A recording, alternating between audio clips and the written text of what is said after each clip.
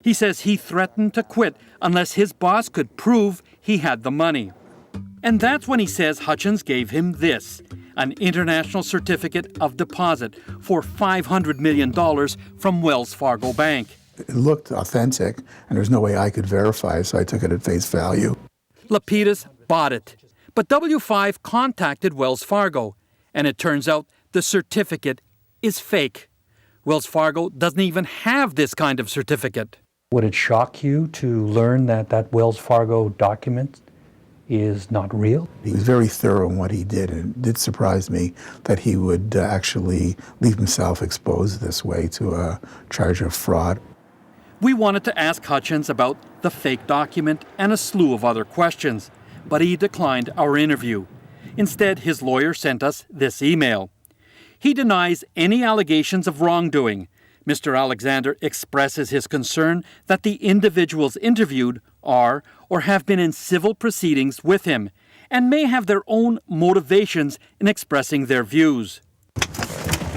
But that didn't answer our questions, so we caught up with him outside his home.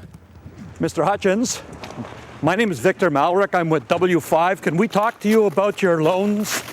Mr. Hutchens, can we talk to you about your business loans, your mortgage loans? I wish I could talk to you. Well, why don't you talk to us? We've wanted to talk to you. I really could, but I can't. Why can't you then? He's not talking, but he's still in business, and his new company isn't doing much for his credibility. It's called Northern Capital Investment. Its website shows a Sudbury, Ontario address, but 116 Pine Street doesn't exist. If it did, it would be in this parking lot, which coincidentally is across the street from a building Hutchens does own. Neither the site nor loan documents mention that Sandy Hutchens is connected to the business.